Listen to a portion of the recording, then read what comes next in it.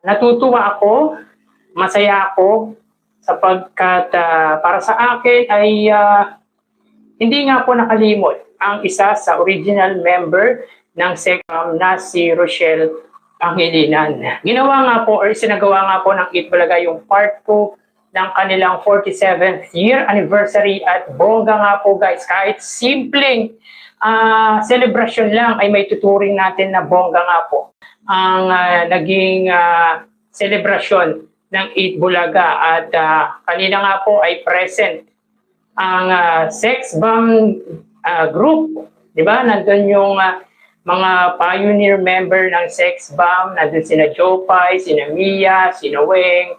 Nga lang wala nga po si Rochelle Pangilinan at very understood naman yung guys sapagkat baka hindi po siya pinayagan ng kanyang mother channel na GMA7. Tulad ni Alden Richards guys ay exclusively contract po ata siya sa GMA7 dahilan kung bakit hindi nga po siya nakabisita or nakasama nga po sa kanyang grupo na sex bomb dancers. But kahit magkaganon pa man guys ay na-appreciate natin yung ginawa nga po ni Rochelle Pangilinan. At yun nga po, upon checking sa kanyang Facebook account ay meron nga po siyang pagbati sa Itbulaga. So ito, upon checking guys, makikita nyo po.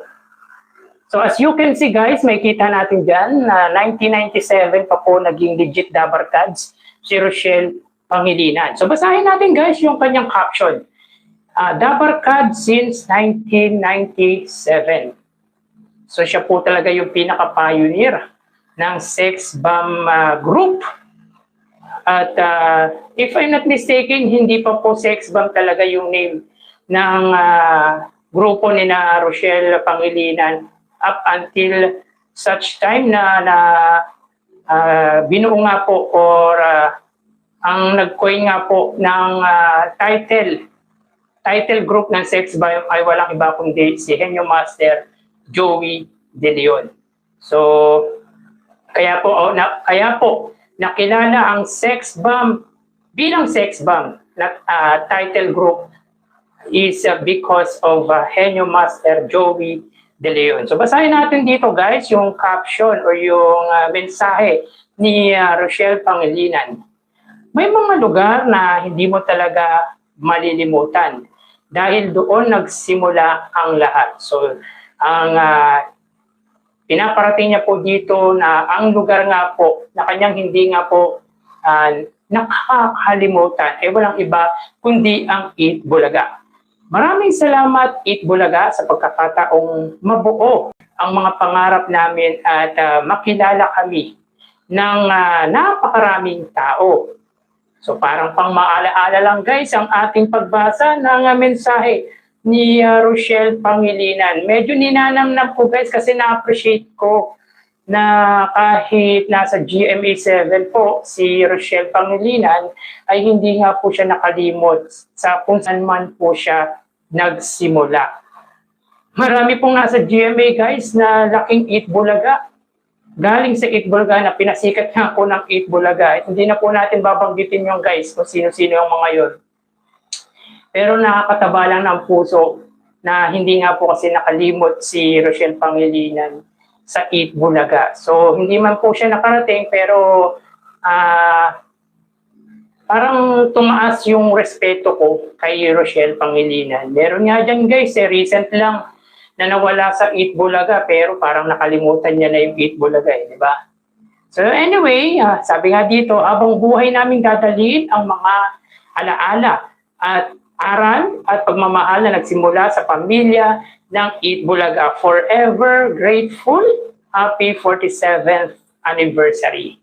So sabi ni Rochelle Pangilinan ay magpakailanman ay malaki nga daw po ang pasasalamat niya sa Itbulaga. Alam nyo guys, nakakatuwang makita na kahit matagal nang wala sa Itbulaga si Rochelle ay hindi pa rin niya nakakalimutan na batiin ang Itbulaga.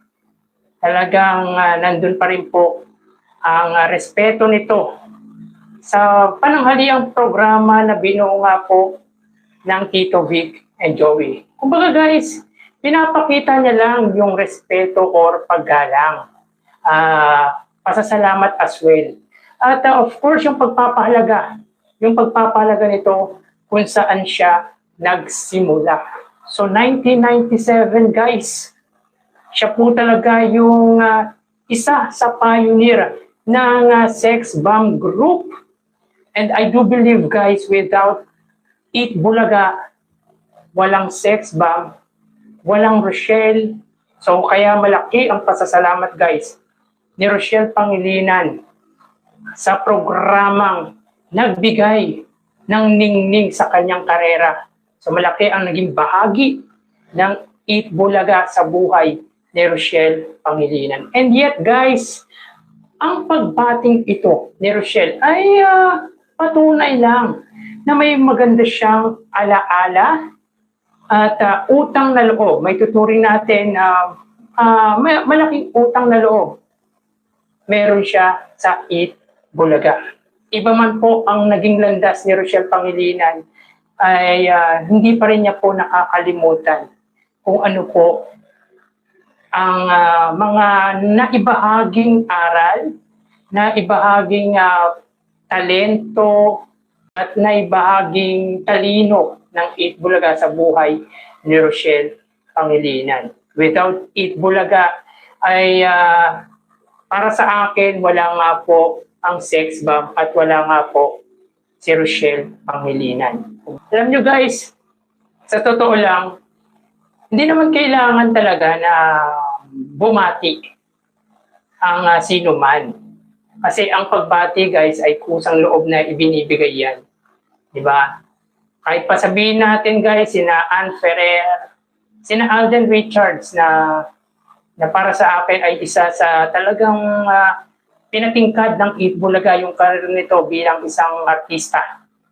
Diba? Kasi naniniwala ako guys, ang Eat Bulaga po talaga ang nagbigay ng malaking pintuan bilang artista sa buhay ni Alden Richards. 'Di ba? Pero upon checking guys sa Facebook account, eto guys wala naman tayong kaso doon, pero minsan parang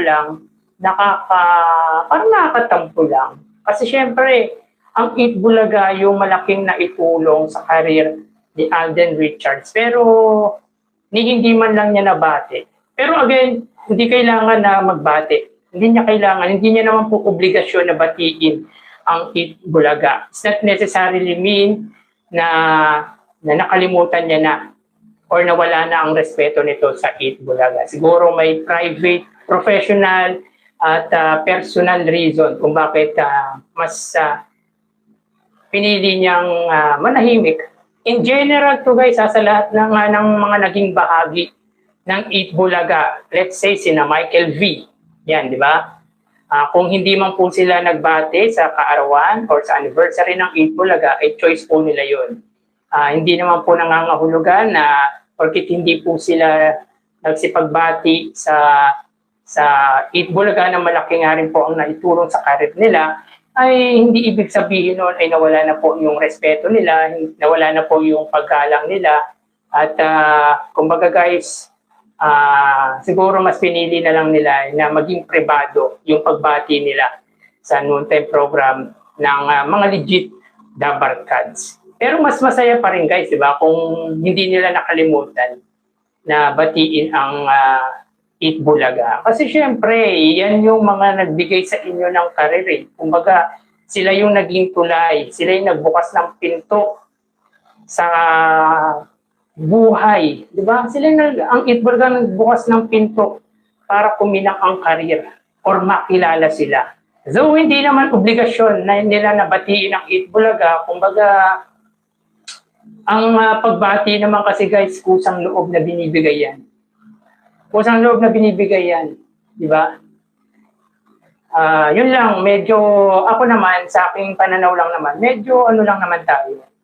Medyo parang may, hindi naman tampo, parang medyo na-disappoint lang tayo. Yun, yung pinaka-term na-disappoint lang tayo sapagkat alam naman natin guys, malaki ang naitulong ng Eat Bulaga sa karir ni na Alden Richards. Di ba? Lalo na si Alden Richards guys, malaki ang naitulong ng Eat Bulaga sa karir ni Alden Richards. Without Eat Bulaga guys, baka sabihin natin na parang ordinaryong artista lang ng Channel 7 si Alden Richards. Sa aking pananaw lamang yun, opinion ko lamang yun. Diba? Talaga kasing kuminang yung career ni Alden nung naging parte siya ng Eat Bulaga. Lalo na nung nakapartner nga po niya or naka-love team nga po niya, si Maine Mendoza. Diba? Naging phenomenon siya. Diba? Talagang umalagwa yung career ni Alden Richards. Diba? Kaya medyo nadi-disappoint lang tayo. Hindi naman totally nagtatampo. Wala naman tayong karapatang magtampo guys bilang isang supporter or tagahanga, wala man tayong karapatang magtampo guys di ba? Siguro na-disappoint lang tayo. Siyempre, upon checking kasi guys sa Facebook page ni Alden Richards ay wala nga po siyang tila pagbati man lang sa anniversary ng Eat Bulaga, which inaasahan ko lang naman guys. Parang ine-expect ko lang. Kaya masama talaga guys yung mag-expect ka ng too much Di ba? Nag-expect lang siguro ako, kaya yung pakiramdam ko ay na-disappoint ako. Di ba? Like example yan, sina Ann Ferrer. Kumbaga recent lang naman siya hindi napanood sa Eat Bulaga, pero parang wala siyang pagbati sa Eat Bulaga, no? Parang dinaanan niya lang yung Eat Bulaga, tapos wala na, okay na, di ba? Kaya sobrang na-appreciate natin guys yung pagbating ito ni Rochelle Pangilinan.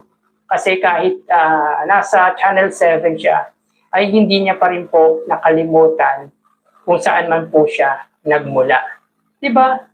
Alam nyo guys, para sa akin, bakit para sa akin mahalaga ang pagbati ng mga naging bahagi ng Eat Bulaga? Kasi guys, pinapakita kasi dito yung respeto at pagpapahalaga ng mga taong naging parte ng Eat Bulaga na kahit nasa ibang landas na sila, ay nandun pa rin, nasa puso pa rin nila ang noontime program. But again, kung hindi man po sila nagsipagbati, it doesn't mean na yung respeto nila ay nawala. Kumbaga nawala yung paggalang nila. Di ba? Hindi naman ibig sabihin na wala yung paggalang nila guys. Di ba? And yet, hindi naman din po nila obligasyon or responsibility na batiin sa ika-47th year anniversary ang Eat Bulaga. Pero dito ko masasabi guys na na-appreciate ko si Rochelle Pangilinan. Yun guys, nakakatuwa sapagkat hindi niya po nakalimutan yung programa kung saan binigyan siya ng maganda-gandang stage, entablado guys. Diba? Sabi ko nga guys, without Eat Bulaga, walang Rochelle Pangilinan, walang Jopay, at walang Sex Bomb. Malaki po ang naitulong ng Eat Bulaga sa mga karir nila Rochelle Pangilinan ng Sex Bomb. Hindi man po siya nakarating or nakapunta sa Eat Bulaga, ay sa simpleng bati lang ay na-appreciate na po natin. So ito po ang may tuturing natin na tunay na legit Dabarkads